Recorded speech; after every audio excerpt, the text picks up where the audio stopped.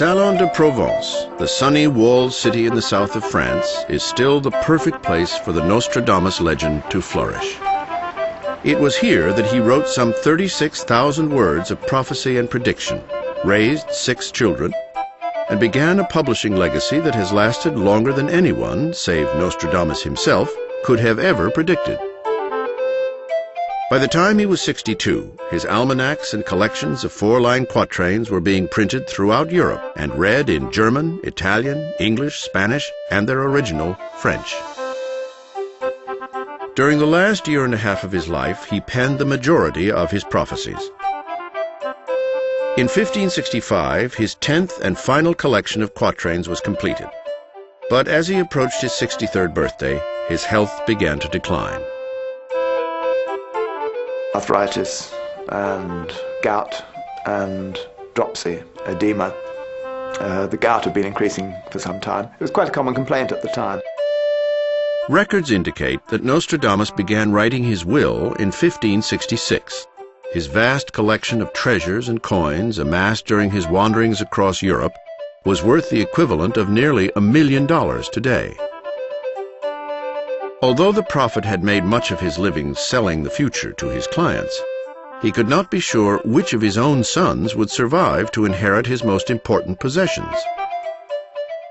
And so his collection of books and letters was bequeathed to whichever of his 3 sons survived to reach adulthood first. His son Caesar was named to inherit the brass astrolabe that Nostradamus received from his grandfather.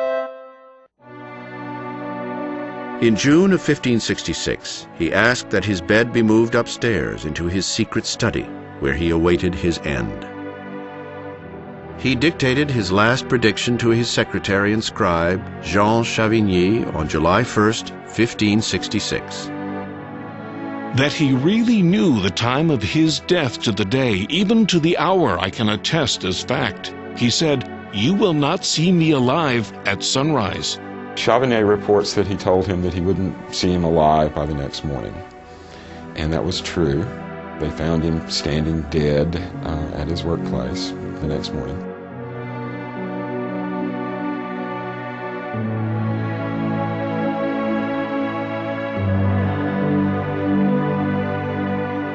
Nostradamus's wife, Anne Ponsard, carried out his final wishes.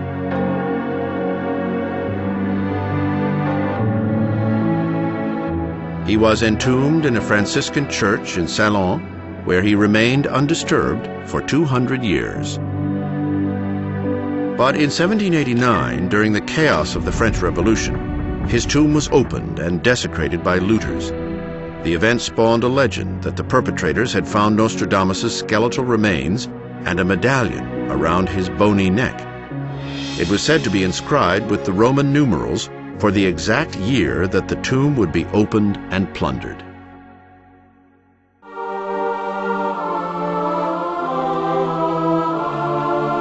That same year, Nostradamus's remains were collected and moved to their final resting place in the Church of Saint-Laurent in Salon de Provence. Now, originally, Nostradamus was buried standing up, the way he was found the morning after he died. After his original tomb was looted, a few bones were returned, and this is what's buried here. His crypt occupies a place of honor in the aptly named Notre-Dame Chapel. This is the second burial place of Nostradamus. The inscription reads, "The blessed bones of Michel Nostradome, who in the opinion of all mortals, with his almost divine pen, predicted the calamitous future events by means of the stars." Although it has been nearly 5 centuries since Nostradamus walked these cobblestone streets, it is impossible to visit Salon de Provence today without bumping into him. The house where he wrote his famous prophecies in seclusion is now a museum. A wax effigy of the seer works tirelessly in a secret study near the entrance.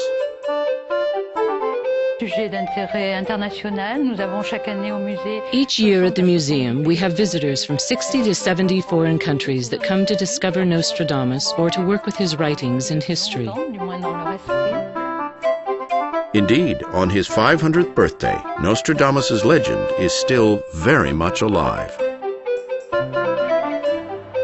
The grand Château de Lomperie, once the place where he met with the Queen of France, now beckons visitors who come to walk in the prophet's footsteps and buy a Nostradamus t-shirt, book, or souvenir doll.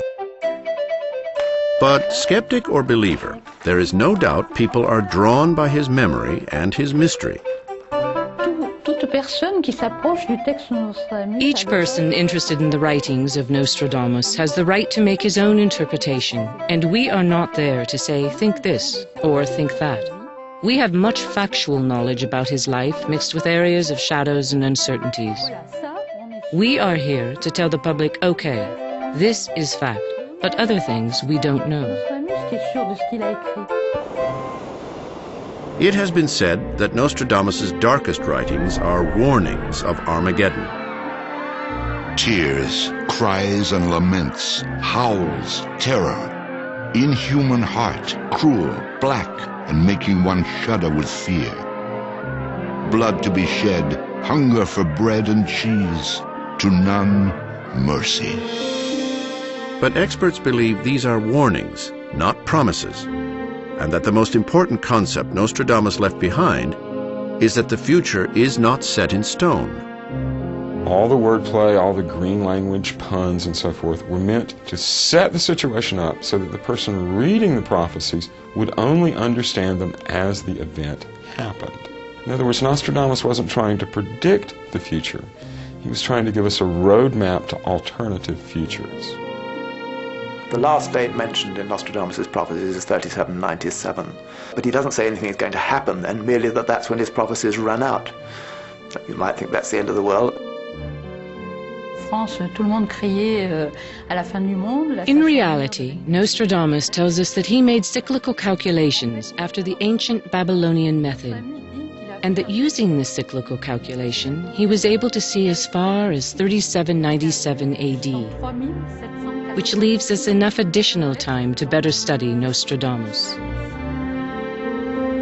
Those who cannot wait until the year 3797 to find out must judge for themselves whether the prophecies of Nostradamus have proved true in the past and whether they may still anticipate events that are yet to come. But of one bold prediction we can be sure. In the preface of his final verses of prophecies dated 1557, Nostradamus solemnly predicted, As time elapses after my death, my writings will have more weight than during my lifetime. No one can deny that here Nostradamus was right.